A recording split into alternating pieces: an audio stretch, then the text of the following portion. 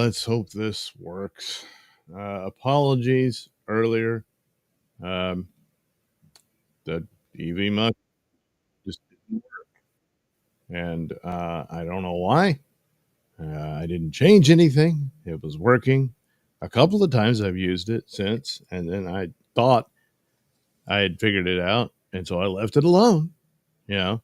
And then I go in there, it's not working. All the indicators, shows it's on, but no, it wasn't. So I apologize again. And I'll probably have to apologize again in the future. I mean, it's got a lot of great bells and whistles and functions in a lot of ways much better than Rumble Studio. Rumble Studio tends to hang up and stuff, and I'm trying to get clips going and that kind of thing. But the audio always works, so guess which is better, Anywho, I'll get to Blue Beetle now. Yeah, Thompson, it's good on Rumble Studio. That it almost always is, unless I screwed up. But EV Mux, I don't know what happened, why it does that.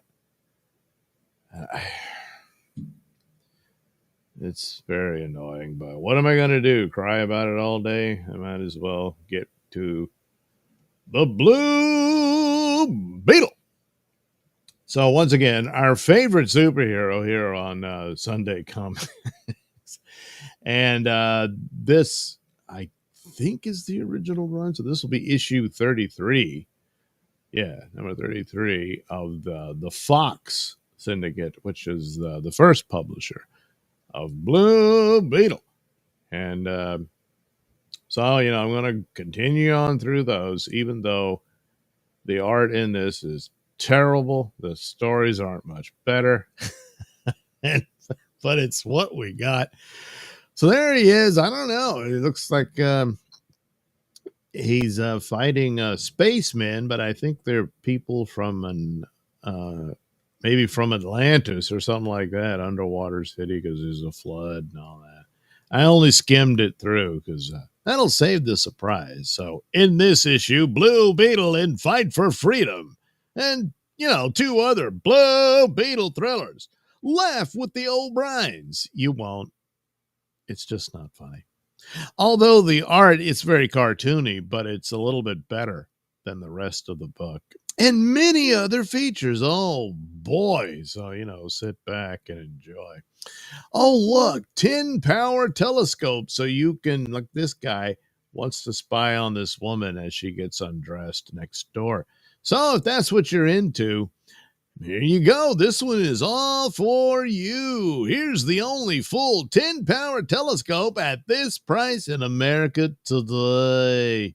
Only 98 cents. Well, that's great. And then you get what? A free sticker? Or maybe is that one of the war bond stamps at the time? I don't know. Anywho, here you go. Illinois Merchandise Mart, 342, 500 North Dearborn Street, Chicago 10, Illinois. So you send your 98 cents there, and you'll get your telescope that'll help you spy on women undressing. There you go. That's our sponsor for the Blue Beetle. And look who's here. It's the Blue Beetle. Oh, well, look at this, huh? All right, so on board the shadowy hulk of the mysterious merchant ship, the Blue Beetle, America's crusader for law and liberty, who in reality is Dan Garrett, rookie policeman, with his young chum, Spunky. Set sail with a human cargo on a harrowing voyage of doom. I thought eventually he gets a sidekick called Sparky.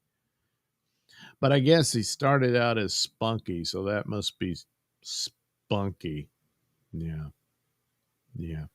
I don't think it's this guy, and definitely not this one, so I'm going with this one, yeah.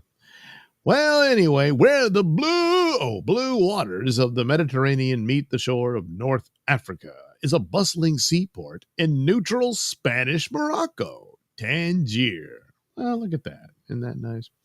Within the city, agents of every nation under the sun have gathered to conduct their schemes of espionage and deadly intrigue. Ah, yes, yes, yes. In the crooked streets of the Casbah, murder and violence are a commonplace occurrence. See, he's been murdered. As a mantle of silence falls over the waterfront, two figures are silhouetted in the gathering dusk. The leading figure stops before a dingy native cabaret, or dingy native cabaret. Whew, what an evil-looking joint. I wonder why Abdul picked this place for a meeting. That's funny. The place is almost empty. Suddenly, throw your hands up. What the? So, you were fool enough to walk into my trap. Well, death is the price for your stupidity, Mr. Morris. Abdul! Why, you dirty double-crossing rat! I would double-cross my own father for a price. Pop. So I guess that's it for Mr. Morris. Yep. If you say anything about this, I will slit your throat, understand? See, I see nothing, I hear nothing, I know nothing. Well, a few days later, Dan Garrett is summoned to the Washington office of the FBI. Dan, I received a cable from Tangier. Dave Morris, our agent there, was found murdered in an alley in the Casbah. What? Dave was one of my best pals. Yeah, well, Dave was on the verge of a very important discovery, a secret of utmost value to our country. You will carry on where he left off and try to find out who was responsible for his death. Well, I'm a rookie police officer. Shouldn't you have a trained agent for this sort of thing? Oh, we're a little short-handed, and you were his buddy, so, you know. Well, all right, I'll leave for Tangier immediately. One thing, sir, I'd like to adopt the disguise of a diplomatic attaché. To make my role more convincing, I'd like my young friend Spunky to accompany me posing as my nephew.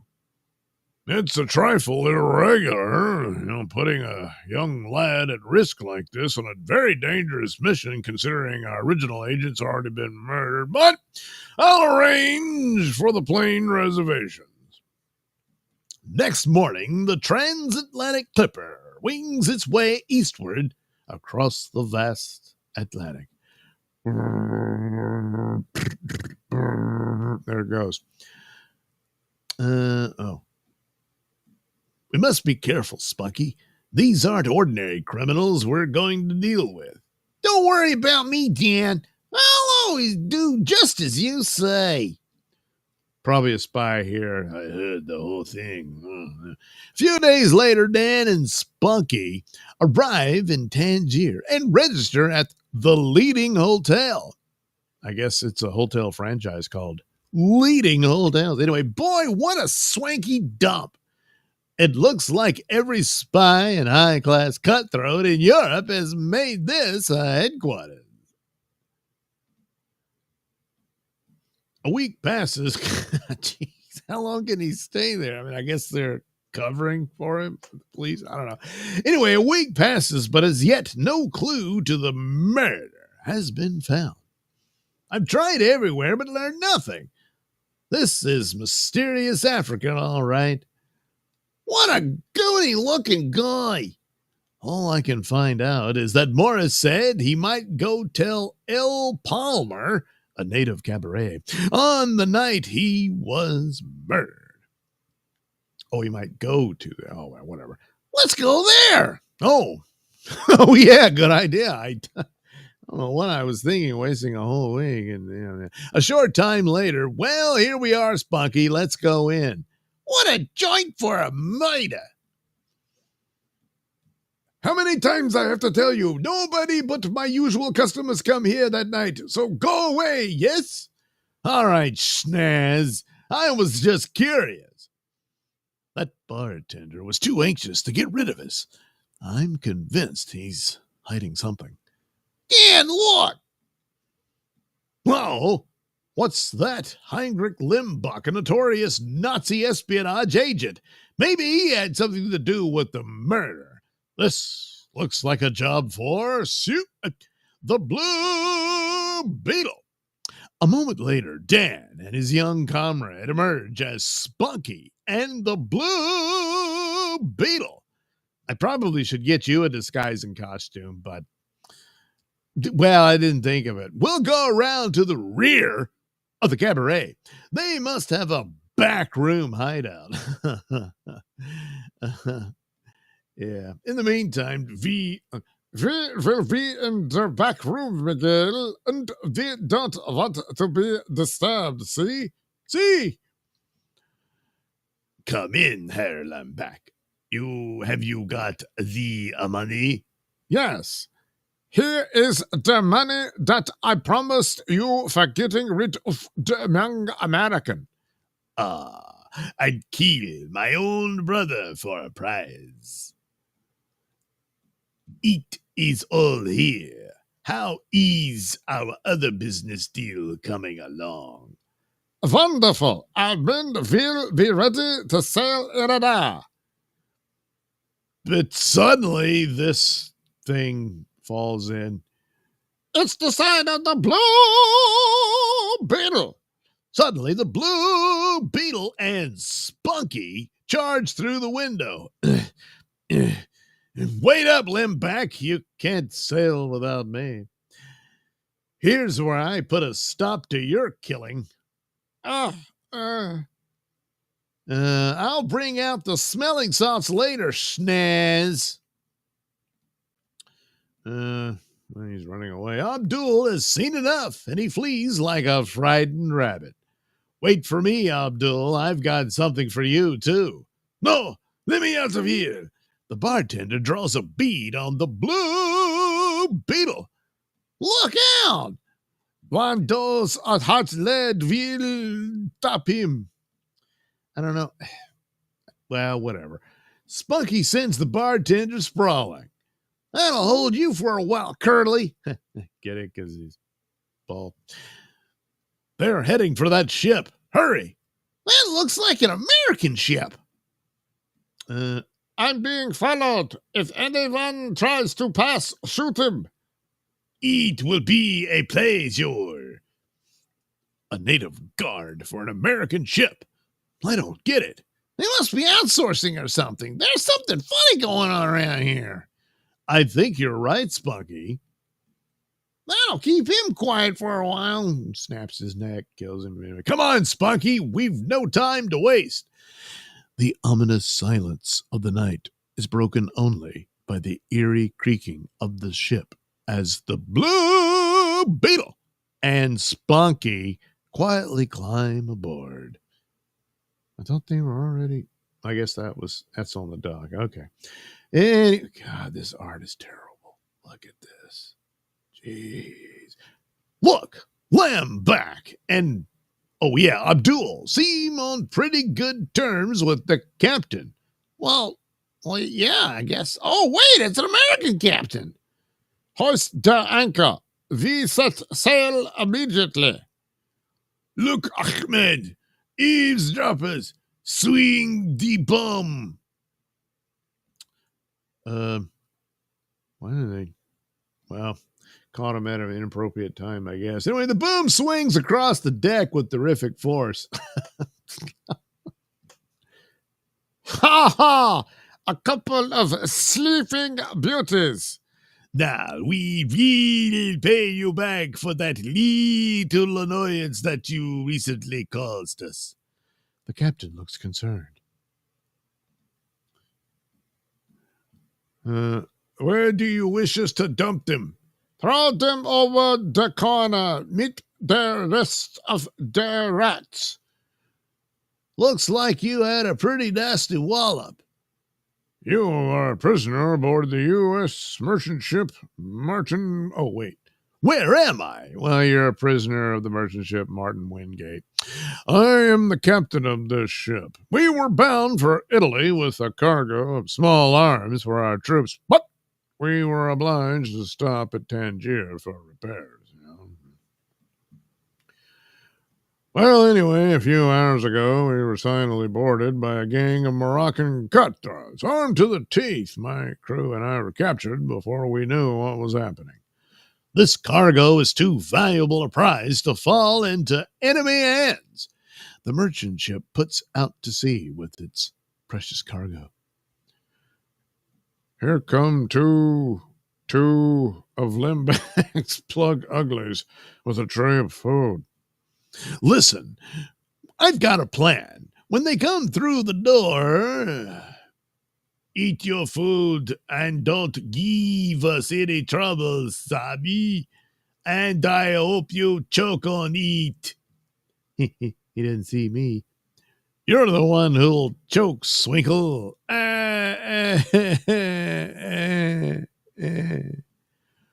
Limbeck must be expecting to transfer the cargo to enemy submarines, somewhere. See. Now, we'll have to work fast.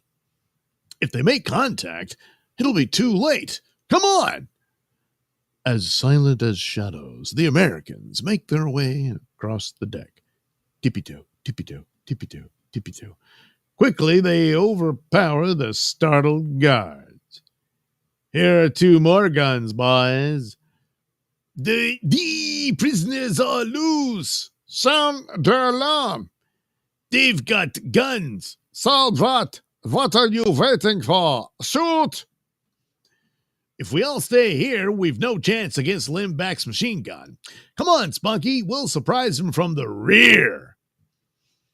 Keep your head down, Spunky, unless you want to be an angel. Okay. Ha ha! Look at them fall. There won't be one of them alive when I'm through. It's time for you to check in, Limback. Here's how you blow a man down, Limback. Right in the windbag. Ooh! Found this naked guy up here. How'd you like my famous slumber punch, Joe? I doubt his name's Joe, but anyway. Yahoo! Good Lord. Whoops. Well, anyway, Captain, it looks like your cargo is safe. Yes, thanks to you. When we dock in Italy, I'll turn these rats over to the army authorities. What for? We killed them all. Oh. That's why I'm all blood red, All right. Huh. A few days later, Dan and Spunky arrive in Naples. What now, Dan? First, I'll cable the chief in Washington to tell him we've finished the job. Then we'll get a big plate of spaghetti. Yum. Boy, things are really changed in Blue Beetle. It's between the issues. Anyway, as the sun rises to herald a new day, our heroes head homeward. Well, there you go, off into the sunset. Isn't that happy? Oh, now it's time for GI Laughs. Well, let's see. He's taking a bath in the pond. Sir, I only dropped out of line to fill my canteen. But he's skinny dipping. Anyway, quarantine. This guy's got a chick in there with him. Gosh, thanks, Sarge. She's probably giving him syphilis, so that's why they're quarantined. Sir, I only dropped out. Oh, wait, this one already did. I don't know. What is that? A kid, a scouts marching with my good deed for the day, sir. I guess he's carrying this guy. These are terrible. They're just terrible. He's writing a letter. Dear Mom, every evening I sit and watch the sunset over the beautiful hillside.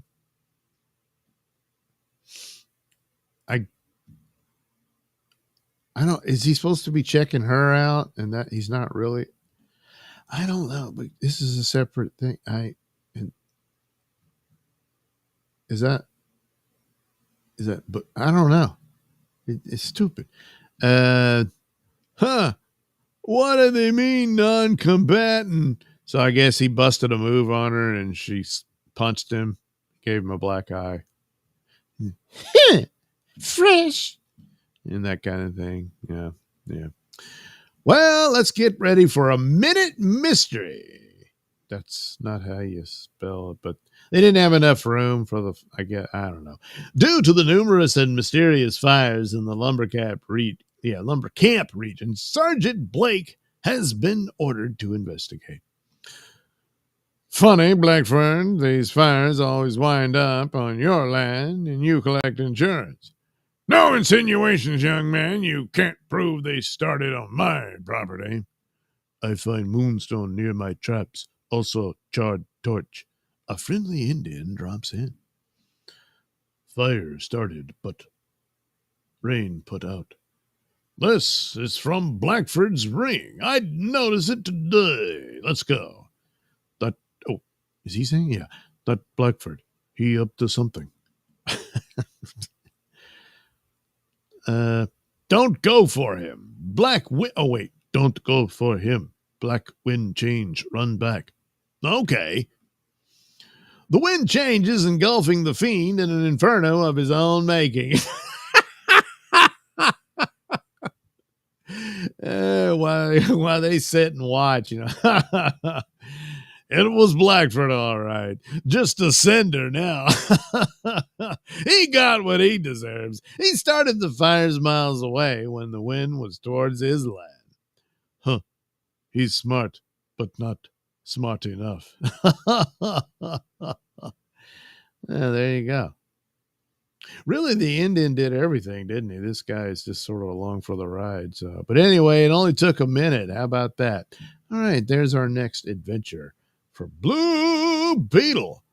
But I'll check in on the chat for a bit. And, so I can take a little sippy poo. There we go. A. Thompson says, Doug, I went to see F1 in IMAX today. Just incredible. That's the Brad Pitt picture. A. Thompson, kids watched Elio. Didn't like it much.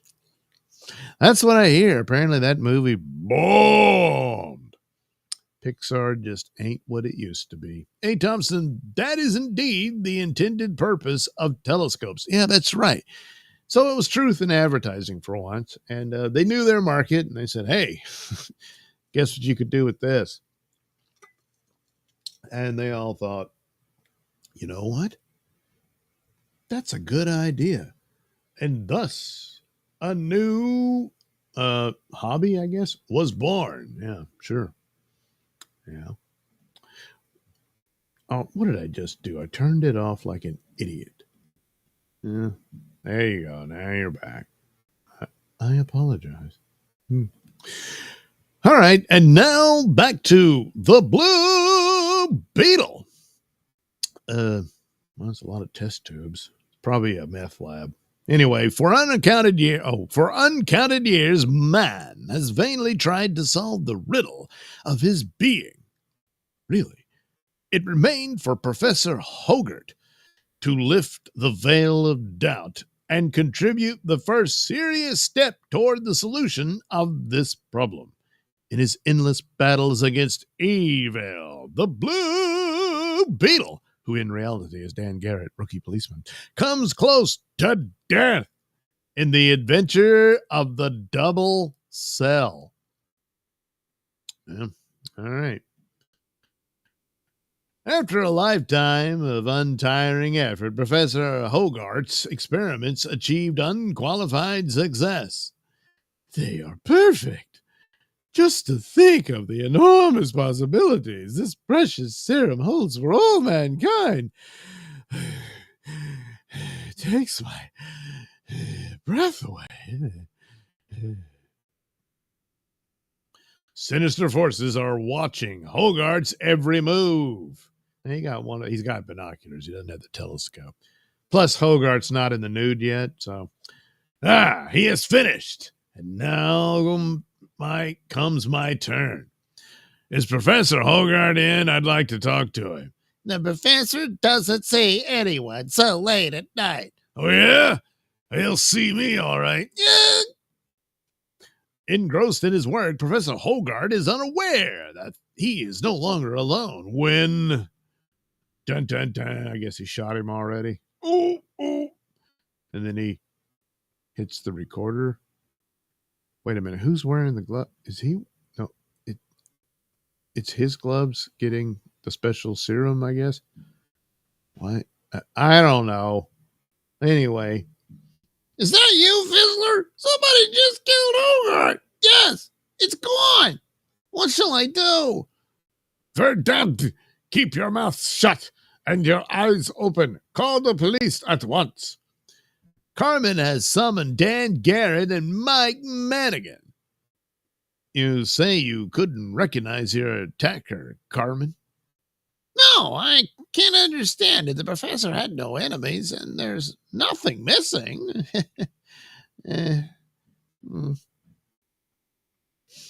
That same night, the senseless slaying of Hogarth seems to be the work of a madman. Let's see whether the Blue Beetle can find out what is really behind it. Several hours have passed, and the Blue Beetle has been unable to discover a single clue, which might point to a motive behind the cold-blooded murder of the beloved scientist. This seems hopeless. What's this? His pen. So he was writing something. Oh, there's a pen on the desk. Ouch! Oh, how clumsy of me. That boings. I should really take precautions, not knowing what this stuff is. Good heavens! I feel like dying.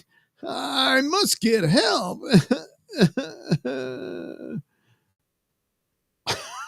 Jeez. Suddenly, the Blue Beetle is seized with violent spasms. But before he can call for help, sometime later, the Blue Beetle regains consciousness. Whoops, what was that? Oh, it was me. Hey there, who are you? I am the Blue Beetle. May I ask who you are and how you got in here? Well, I'll be. I am the Blue Beetle. Where did you come from? It's incredible. I see it now. So that's why poor Hogarth was killed. He was making other men out of a bottle. Well, I guess it's the ability to clone yourself instantly. So anyway, the Blue Beetle tries to explain the situation to his double. So you see, Hogarth had solved the riddle of cell division, and you are the direct result of his discovery. Well, how do we know you aren't the direct result? Oh, no, I'm the original. You mean to say you are my father, or shall I say mother? Well, let's go with father. I don't know. This is to remain a secret between us until the murderer is caught and the serum recovered. Now, go to my home and wait for me there. Yes, mother. Damn it, I said. Well, the following morning, Garrett and his twin go over the list of suspects. We have 2 live leads, and if Hogarth's man is right, one of them is it.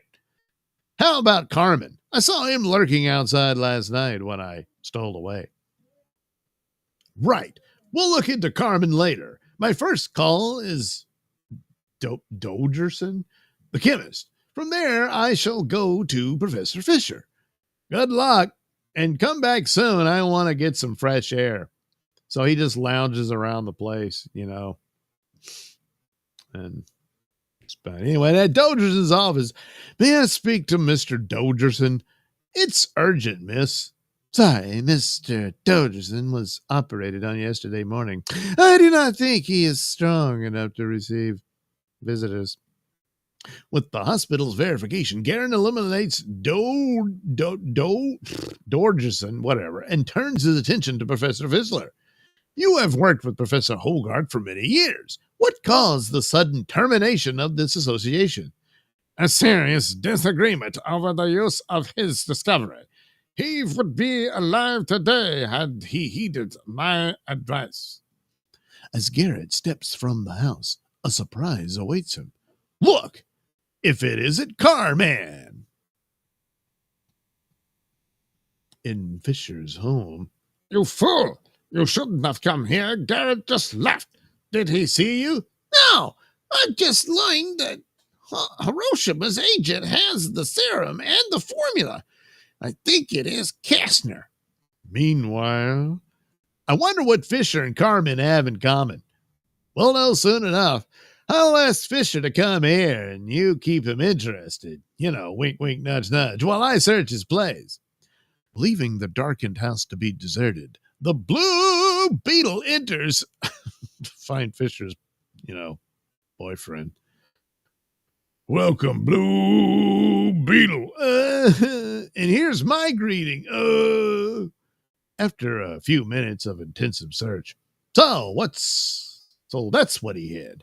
When I called, I'll copy it. Okay. Hello, Sonny. It's Fisher. Is Fisher still there? Get rid of him. I'm coming in. Yes, sir. The papers arrived, and I'll forward them immediately. What? The two men worked for hours over the coded note. We're not getting anywhere. Let's quit. I'm tired. Wait a minute. We'll start all over, but this time in Germany. If only I could remember the name of the book Fisher was reading. Yes, I remember. It was Waynard's Cellular Behavior. I have it right here. Now it makes sense. Soon the decoded message lay before them. Bring serum formula to water and sunset. Thursday, 10 p.m. K4. That same night, on the outskirts of town, Fisher and Carmen pay a visit. Sure, this is the place? Absolutely. He's in there now. And inside the dilapidated mill. This formula is Greek to me. I'll have to try it on myself. Oh, this is terrible. I hope I've used this right dosage. Only a few minutes have elapsed when... What's going on here? It worked. Look at him. I'll have to send the formula to Hiroshima at once.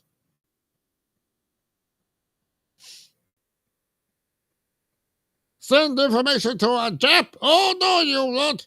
What the? Good grief. Something's gone wrong. I must have used too little of the homodilazine. You double-crossing devil. I'll put you back into the bottle. Well, you asked for it. At this moment, Fisher appears on the scene. That will take care of you, traitor. Well, I see the serum worked. No need for me to test it on Carmen. Did you have to kill Kastner? He was one of us. Is correct. He betrayed the fatherland by trying to sell the serum to the filthy Japs. With the Americans into Italy and the invasion coast, the Fuhrer needs manpower, or everything is lost. You are right. What's next? Elimination of the Blue Beetle. You'll take care of that in the morning and then meet at K4. At dawn of the fateful Thursday. Sonny, you go over to Fisher's house and don't let him out of your sight. I'll contact the FBI. Okay, I'm on my way. As the blue Beetle's double reaches the street. Grab yourself a handful of clouds, Blue Beetle. Gee, I forgot to tell Sonny where to meet me. I hope he hasn't gone yet. Behind you, look out, Sonny. That finishes you, Blue Beetle. I thought his suit was bulletproof. Oh, well. The fiend's, his entire face is blown away. His face. But, okay. Hello, Andrews. What? Carmen has skipped? I expected that. I know where to find him. This is something big. I'll call you back later. With the blue Beetle apparently out of the way. The Blue Beetle won't bother us anymore, Fisher. Good.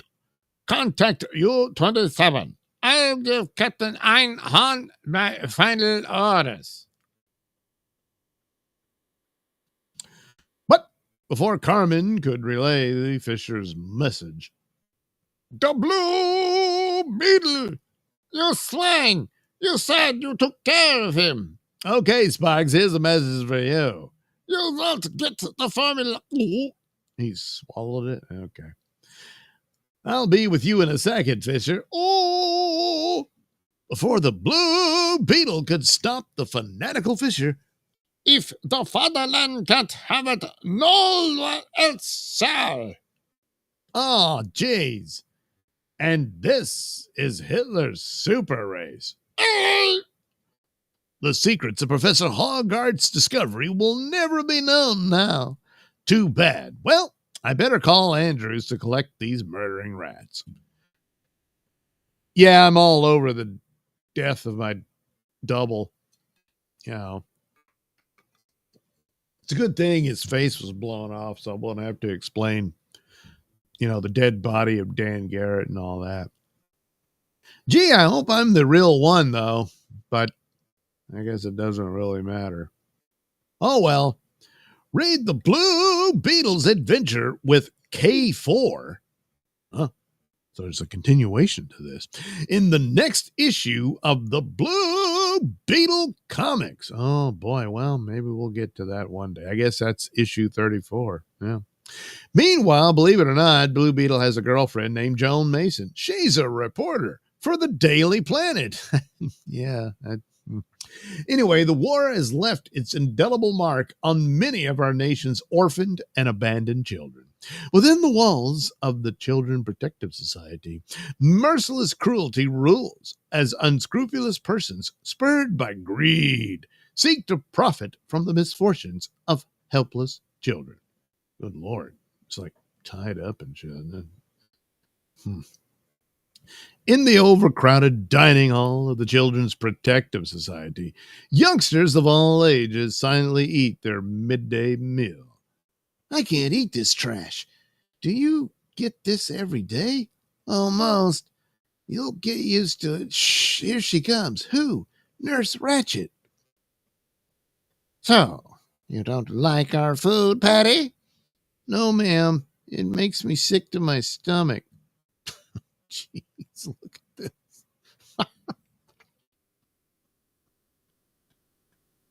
Brought before Mr. Hammond, the superintendent, the futility of protest was forcefully impressed on Patty. This will teach you to be grateful, you little beggar. Next time, it's solitary for you. But harshness and cruelty failed to dampen Patty's spirits. You'll stay here on bread and water until you learn to behave yourself. That same night. What's that? Another bum sleeping it off on my beat? Oh, wait, it's Madigan. Okay. Hello, my lad. And what'll you be doing here at this hour of the night? I ain't going back there. Never. What the hell? Is that his nose? And that's... Oh, it just, the ink blopped down. Okay. Oh, they beat his face off. Anyway, hello, Mike. I was looking for you. Oh, you have company. Who's this young man? I just found him sleeping over there. Must have been in a fight, judging from the looks of him. So Tommy Ryan helped me to get out. You won't make me go back, miss. No, Patty, I won't. You are going to stay with me for a while. Come over here, Mike. I want to talk to you. As a favor from me, forget you ever saw this boy. There's a well of a story behind this. 'Tis highly irregular, John, but if it'll help you to get those guilty of this outrage, I'll do it. You're a police officer. Couldn't you, check it out? Okay. The next morning at the Daily Planet. It's a dangerous job, Joan. You know, Hammond is a member of a powerful political machine, but this is the chance we've been waiting for. It will crack this graft-ridden gang wide open. With the cooperation of one of the society's nurses, Joan finds temporary employment with the shelter. This is Miss Jordan. She has agreed to take my place till I return. Fine. I hope your mother's all right. Miss Jordan, this is Miss Drake. She'll show you what to do. These poor children aren't sick. They suffer from malnutrition. Which makes them sick. I'll have to look into this. And while the others sleep, Joan starts her investigation. Citrus fruit by the crate. But the poor kids never get any. Sickened by the appalling conditions, Joan confronts Hammond. The children need oranges, more milk, and lots of sunshine. We do the best we can with the meager funds at our disposal. These kids are cunning little figures. They are not. They do suffer from malnutrition. What about those cases of oranges and grapefruits in the basement? You dirty snooper! Ladies, please. There must be some mistake. This nosy witch looks suspicious to me. What shall we do with her? Have Joe pick up the crates he paid for and keep an eye on Miss Jordan. 2 days have elapsed when... Where is Tommy, Miss Jordan? He always plays with me. I haven't seen him since Patty ran away.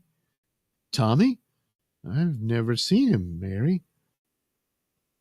You overdid this, Hammond. That boy is seriously ill. He must be moved to the hospital at once. And have Miss Jordan ask foolish questions? No, the risk is too great. Take the brat to your room and call Dr. Gills. How is he, Doctor? But I'm afraid there isn't much I can do. He's going fast. With time running against her, Joan decides to act. This is the meanest form of graft I've ever seen, waxing rich on the health of poor orphans. So that's where they kept Patty, and I thought Patty was fibbing. You did? And you went through all this anyway? What's that on the wall? Tommy was here, too. I have to find him. Next to Kilroy was here and all that. Stealthily searching the house, Joan comes upon... Something tells me this is Tommy. Oh, geez, he's already in the morgue. Yeah. Whoops. Oh, Tommy, he's dead. Most unfortunate case of typhoid fever, Miss Jordan. I'm afraid we'll have to isolate you now. You murdered that poor boy. Let me out. The only way that you leave here is in a coffin, dearie. We'll see about that, you old bat. Ladies, this is no time for play. Miss Jordan, get up or I'll be forced to kill you. You'll pay for this, Hammond. Maybe, but not as long as you are here. Amuse yourself while I decide what to do with you. You were right. She was here too. Oh, wait, she was here too. We must get rid of her. Yes, indeed. That girl knows too much. But not here. I don't want any mess in this house. Porter will take care of her. Several hours later. Funny, the cardboard isn't in her window. I'd better go in. Did you put the boy into the trunk, Poita? What's she smiling about? Jeez, what a weird... What the hell? Oh, she's wearing a gag. Yeah, can't you keep that dame quiet? She's gagged. All right, whatever. Oh, wow, he copped a fill. Look at that. But before the thugs could put the fighting Joan into the sedan, "What's going on there, John? You filthy rats, take that." Look out, Mike. He's got a gun. Flash. For that you will and that will do for you. Are you all right, John? Hurry, Mike, before Hammond and the woman get away. Wait, I'll be with you in a minute. The cops. Quick, Mike. He's trying to destroy the evidence. This time it's the cell for you. Call the wagon, Mike. We have enough on them to put the entire crooked machine behind bars for good. A fine job you did, John. The kids will never forget you. They already have. I will only regret that we were too late to save Tommy. Who? The boy who died. Oh, right, yeah. Watch for another exciting adventure of Joan Mason in next month's Blue Beetle. Yeah, that'll... Oh, God, it's the O'Brien twins. It's pretty bad. Oh, geez. Well, let's just try to get through it, you know. Oh, wait. Yeah, okay. The O'Brien twins. At last report, our fearless twin heroes were gleefully swirling home from the Arctic Circle on a steam-heated iceberg. Here we find them right up to their hips in the middle of a sudden heat wave. What next? Let's listen in. Phew, Brother Whitmore, we're a melting. Faster'n we're a drifting. What's to be done about it? Hush, your big mouth, son. I'm sweating me out a heap of plume. But 6 fathoms below at that very moment, a prowling U-boat commander in the same waters was also planning himself a plan. Herr Schmiedel, the surface again quick. That's a camouflage destroyer. Or better yet, maybe it's a cruiser. Give it the works. Ja, Herr Commandant. And so, in 45 seconds flat, our O'Brien twins went up for altitude. Yahoo! Whitmore, where are you? Shut up! There goes our fortune in cracked ice, Brother Wet Waterman. Okay. We're lucky we didn't win a fortune in cracked heads. Uh-oh, do you see what I say? Pull those foreign swine aboard at once, Lieutenant Kratzek. Ja, Herr Commandant. So, only 2 of the American lowlifers survived, eh? That's good. Lock them in my cabin. Uh-oh. At once, and tell Professor Wienerfass to meet me there with his full equipment in 5 minutes. Jeez. Phew! They've got us sealed up in here like a picnic can of sardines, Brother Wetmore. Just say sardines, you dunce, and leave the picnic out. 5 minutes later. You called for me with my gas spray, Herr Commandant? Yeah, Herr Professor. We used picked up a pair of guinea pig enemies. I want you should try it on. 1 quart of this gas will put the entire population of your largest city to sleep for 48 hours. My friends, 10 minutes after it's released. Now shall I apply it, Herr Commandant? Go ahead, Professor. Full speed ahead. So there's the gas. In one healthy whiff, our heroes were severely floating through the rosy top, most strata of dreamy unconsciousness. Oh boy, you anywhere around Wetmore? If so, wake me up in 1954. Shoosh, I'm looking for a checkered eagle right now to fly home on one silk-lined pink cloud. And exactly 48 hours later, on the dot, they came out of their trance. Wow, was that a honey of a load of knock-me-outs? What time of what day of what week of what month is it, Wetmore? Shoosh, my head's clear now, and from what I can hear, the professor's cabin is right next door. Now, if we can only... Quickly formulating a fantastic plan, the twins play a mass tackle on the submarine's mess boy when he enters to serve them their first meal in 2 days. Here's for good old Harvard. Make mine Yale. In a jiffy, they take over the professor's cabin and quickly give that Nazi unworthy of a double dose of his own gas medicine, along with the mess boy. 2 down. Set them up in the next alley. Then, by methodically going through the submarine step by step, they slyly pass out sleep potions to every last member of the U-boat's crew. I'll just give 'em all a quick extra helping and then hit the air myself. Now, sonny boy, if we could navigate an iceberg, I guess we can handle one of these tin cans. Let's run her up to the surface. Oh, jeez, this goes on forever. Phew, that's better. Now, if we can only make some port with the catch of sleeping beauties we've got below, that'll be something. While 5 miles to the leeward aboard a U.S. destroyer. Contact, look out, speaking U-boat, just surface about 5 miles. South by southwest. The O'Brien twins are overjoyed at seeing a U.S. warship rushing to what they imagine is their rescue. When blam, zam, wham.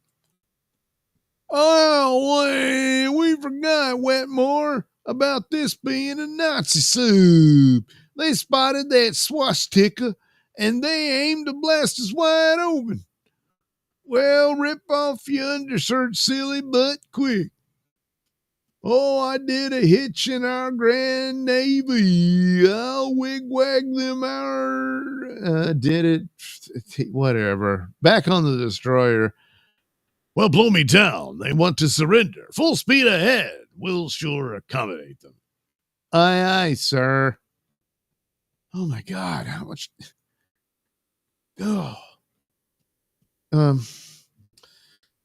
They've stopped firing and are coming, Wetmore. And will they be surprised? Put some coffee on. Coming right up, with or without. What? Brother Yanks. Say, how come when did you hombres start housekeeping in that kraut thermos bottle? Yowza, Captain, we're 100% American. All wool and 2 yards wide. It's a short but delightfully sad story, Skipper. They got us first, but we got them last, and we've still got them, lashed below deck. Come aboard, sir. The sub's crew, still completely unconscious, was quickly transferred in bulk to the destroyer and locked in the brig. Coming up, 1 double load of snores. Take 'em away. And now, Captain, with your permission, we'd like to run this tin fish home ourselves as a war prize. Fair enough, sailor. We're only 15 miles offshore by due east, and you boys did a grand day's work. So long now. The twins mapped their course for a quick, triumphal return to port and give their motors all the pressure they can bear. We'll bring this old jalopy in the faster than the winner of the Kentucky Derby. You tell 'em, brother. Oh, God. Oh, no. Oh, boy, Wetmore, we will be the talk of the town. Parades, receptions, bands, confetti, medals on the radio. Phew, it makes me dizzier than usual just to think about it. Nothing's gonna bust my modesty. Yeah. While 5,000 feet directly above our jolly dreamers, a cruising Coast Guard bomber picks them up squarely in his sights. Bombardier subsided 2 points east. We're going down. Take over. Look, Wetmore, they've already sent out planes already to escort us in. Ain't that something, boy? Ain't that something? Thoughtful, I'd say. Bombs away. Bloop. Well, anyway. Now, how'd you like that? In the drink again. I've taken more baths lately than you could crowd into a month full of Saturday nights. We should have painted an American flag over that swastika. That's what. Now, where do we go from here? Don't miss. Oh, jeez. The O'Brien twins and their next outlandish offshore adventure. Here, next issue.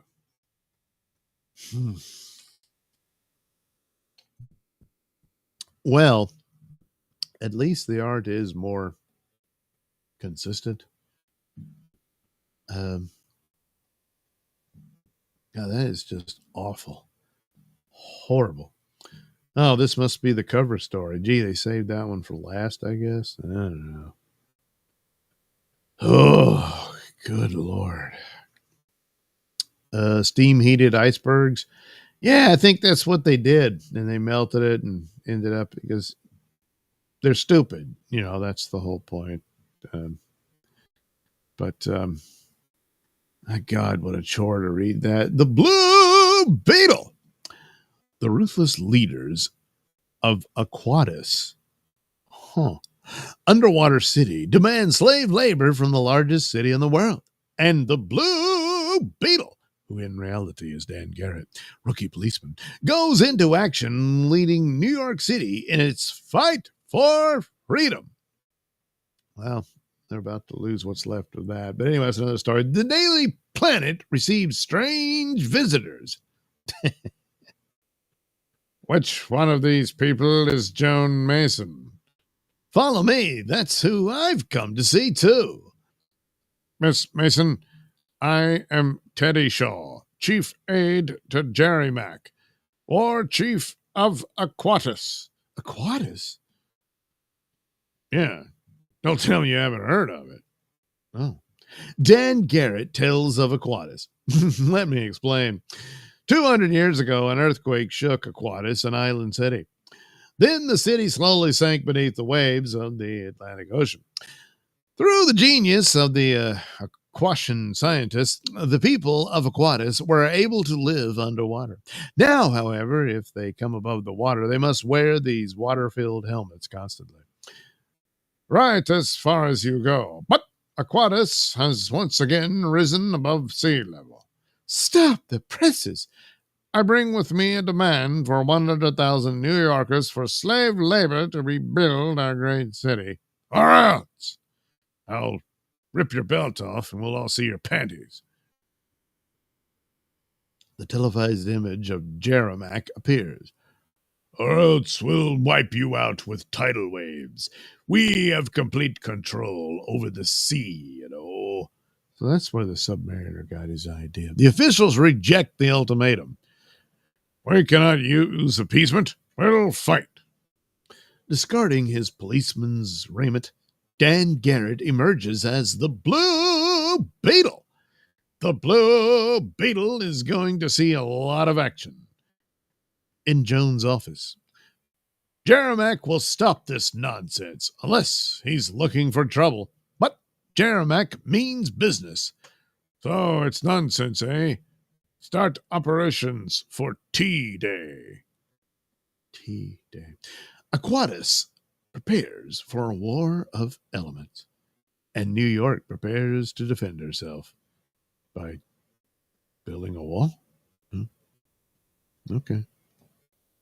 So anyway, here's the headlines. Tidal waves is backed at fire and police departments on 24-hour alert. The Globe says New York confident it will hold against demands of Aquatis.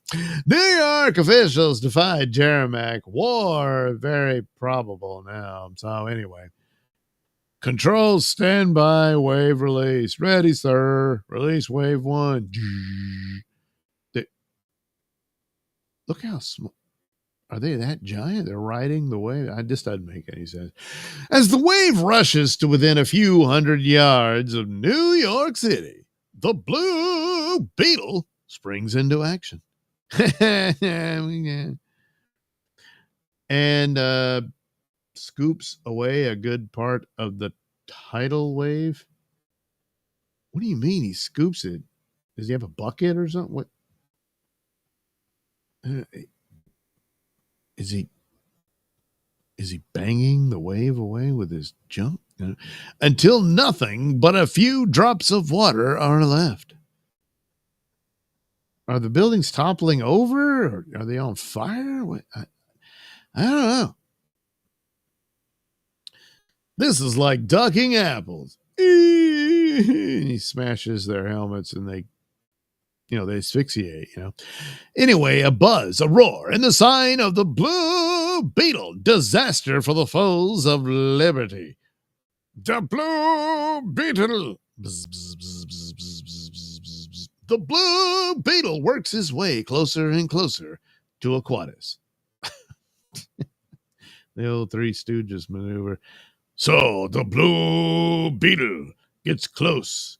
Does he aqua bomber? No, what? Does he?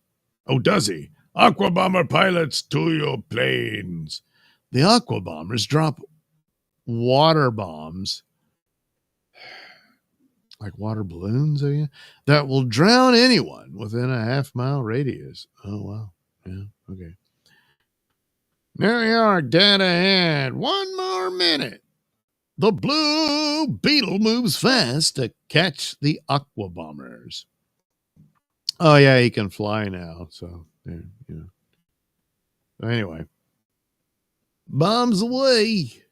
Good Lord. It's just the huge missile, that's putting it mildly, cutting a swath of death and destruction, heads for the world's tallest building. A near hit. Saved by the Blue Beetle. 500,000 gallons. Oh, yeah, I think Blue Beetle in this version can turn giant, too, when he wants to. Anyway, we don't need the bath, thank you. The Blue Beetle doesn't allow a bomb to hit. But the buildings are still going this way, that way. It's a bit of a mess. But I don't know. Then Ming the Merciless shows up. It's unbelievable. Jeremiah will be furious. Each of the bomber fleet sees the sign of the Blue Beetle. It looks like a blue turd. This is how to start. Okay. And this is how to build up. Not really. A scrap. Oh, you want to build up a scrap pile. So he's destroying all their ships and dumping it at the city dump. But where are the flyers? When the fluid leaves their helmets, the equations evaporated. Whoops. Oh, well. Turn on the water magnet. Furious at the loss of his air fleet, Jeremiah resorts to more desperate tactics. The water magnet set in motion draw millions of tons of water toward Aquatis, and the water is drained from the rivers, leaving ships stranded. There's no water to turn the dynamos. We're without electricity. This is in a big city hospital. Yeah. The water is even drained from humans, leaving them paralyzed and dead. Meanwhile, the equations send an army of occupation. Well, we did it. Yeah. But the Aqua Militia sees the sign of the Blue Beetle. Bzz, bzz. The Blue Beetle strikes one man. Take this, you drip. Get it? And the rest fall like dominoes. Well, that'll work out. How quickly they evaporate when that helmet fluid is shaken. I've got to reach that water magnet. Every second of delay means some child may die for a lack of water. The champion of freedom races on. Jerry Mack and Teddy Shaw see the forecast of their doom. Finally, the sign of the Blue Beetle. This is for the slavery idea you had. Now to set all these things back to normal. Lost his boot. Then next, then fix it so it can never be used again. The Blue Beetle rouses the long Darmid volcano, and Aquatis is once more sinks beneath the waves, with most of their population decimated by, being evaporated. Man, you would think they would have thought of that. I mean, the slightest crack in their helmets and they were done. So, and all they had was, the glorified super soakers, and they really had no chance at all. Yeah. Oh, well, anyway, later, Ann Jones still doesn't know that Dan Garrett and the Blue Beetle are one and the same person. The Blue Beetle sure saved us, huh, Dan? Yeah. Yeah, he did. Oh, well, what the hell is this? You can help. Oh, can you? Well, let's see. It's a hat shop that cleans hats. Here's your hat, sir. You want a bag? We're trying to say. Certainly. I rate a bag. Ain't I doing my bit? I haven't bought a new hat in 2 years. Wonder how the old beanie looks. Might as well give the neighbors a treat. Not bad. Not bad at all. I'll wear it home. Well, it's raining anyhow. Yes, you ruined your hat, and a valuable piece of paper which the government needs is washed down the sewer. Take a look at the poster in my window as you leave. Yes, sir, I'm sorry. Save waste paper.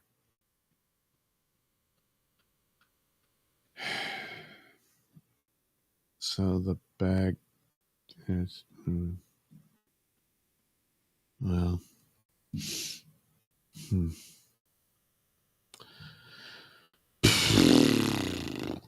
Well, look, let's see you somehow are able to get a date with that woman you've been spying on with the telescope, but you've got ugly blackheads. So I wonder why we're not popular, sis. Ask your friend Tom. Tom, why don't Sis and I get invited to proms and parties? Frankly, Jim, it's those ugly blackheads. Aren't you glad we heard about Vacutex? Ugly blackheads out in seconds. Amazing new scientific method. So just inject yourself and it'll even turn your hair blonde, apparently. Yeah. But that's Vacutex. So you're suffering from blackheads? Well, you need only copy this address. Balco Products Company, Department 8708, 19 West 44th Street, New York, 18, New York. So you only got to send $1? Well, all right, then. There you go. You're going to want this. And inject it right into your face. See? He's all upset with his ugly blackheads. So then he starts injecting his face. And now they're, yay. Yay.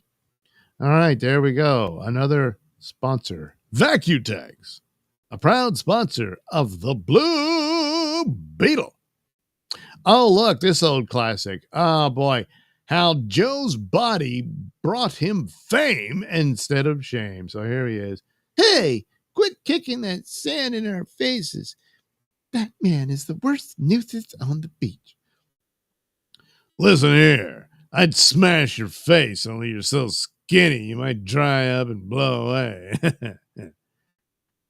The big bully. I'll get even someday. Oh, don't let it bother you, little boy. So she's going to go get reamed out by that guy. Darn it, I'm sick and tired of being a scarecrow. Charles Atlas says he can give me a real body, all right. I'll gamble a stamp and get his free book. Oh, it didn't take Atlas Lungs to do this for me. What muscles? That bully won't shove me around again. It just says later, so, well, we just don't know how long it took. Anyway, what? You here again? Here's something I owe you. He busts his jaw. One of the teeth goes up into his brain, causing him irreparable damage. But, you know, he's the cool guy now, huh? Oh, Joe, you are a real man after all. Hero of the beach. Gosh, what a build.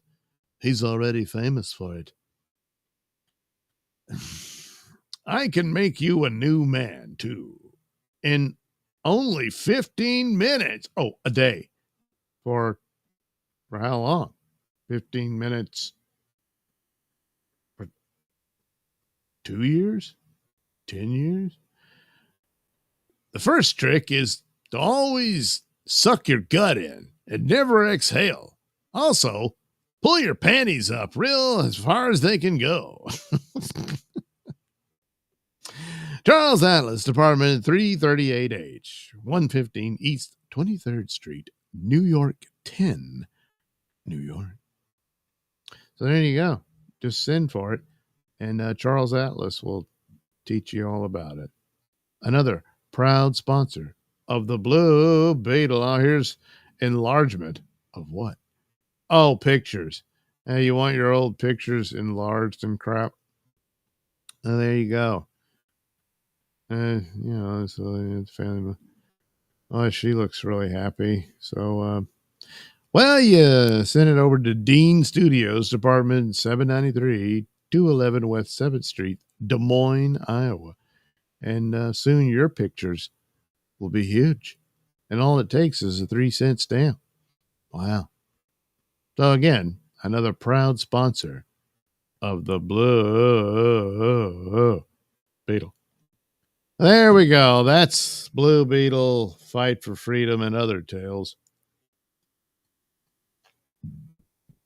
Oh boy, was that a lot of fun, wasn't it?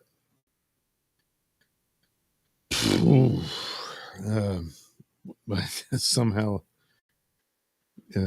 got through it. Jeez, I'm dead tired. I was gonna do some of this stuff. Oh, let's see. I gotta. Yeah, this here. I did these drawings on Wednesday comics, and I have yet to color them. You know. So there's Aquaman, Batman, and the glowing woman from the Geiger comic. So I guess I'll save this for later, and so it can be a part of the show. And wait a minute, one arm's longer than the other. I gotta fix that too. Damn it! Or maybe it's like she's tilted. So I don't know. Whatever. Yeah, I'll hold off on these for a later show. That'll be something. Won't that be fun? I think so. Whew. Well, that was a god-awful issue of Blue Beetle, and I suspect more of them will be like that before we get to, well, better stuff. Better than that, anyway, I guess. Anyway, it's a wonder anything like that survives, you know? You see that, and you think, why would anyone care? But at the time, the Blue Beetle managed to get his own radio show, and that was akin to getting a television show at the time. So it's an amazing thing, you know, an amazing achievement. Or I don't know. Well, A. Thompson doesn't think it was so bad. All right, then. Well, then there you go. See, maybe that explains. Some people thought, hey, good enough. And a lot of times, that's pretty much the motto of life, isn't it? Yeah. But man, I don't know what it is. Those O'Brien things, just, it's like fingernails on the chalkboard for me. Ooh. even though technically speaking, the art done there, it's all very cartoony and everything, but it's better than the Blue Beetle stories and that Joan Mason thing. It's just the artist on that was just lazy. Plus, it was all very consistent, you know. So I don't know. It's probably some poor bastard who wanted to be a comic strip artist. And back then, that was the deal. I mean, you were at bottom of the barrel, almost like today. Comic book jobs were, just didn't pay anything, But the comic strip, well, that was a regular gig, provided your comic strip lasted enough. And quite a few of them, they did very, very well. And then eventually you got into the stratosphere with people like Charles Schultz and the like, became very wealthy. But that era's gone too. Yeah. Oh, well, anywho, A. Thompson says, I don't hold a PhD in comic books like Doug. Well, but you can see it. And if you thought, well, it's good enough, then there you go. That'll just have to cut it, Yeah. Blue Beetle. Anywho, that'll do it. I'll wrap up because I'm dead tired and I got to get some sleep so I can go back to work tonight at the old store. And maybe I'll do something in the morning. I don't know. I was surprised I would even do this. I intended to just tape this, but I just couldn't get around to it. And I would put it out as a video. But, I figured, well, I can get to it. Wanted to use EV Mux. EV Mux, what the hell? What the hell? Phew. Boy, that just irritates the hell out of me. Yeah. Oh, well. Well, we'll get together again soon. So have a good rest of your day. I'm going to go to bed. Have a good Sunday. I'll talk to you again soon.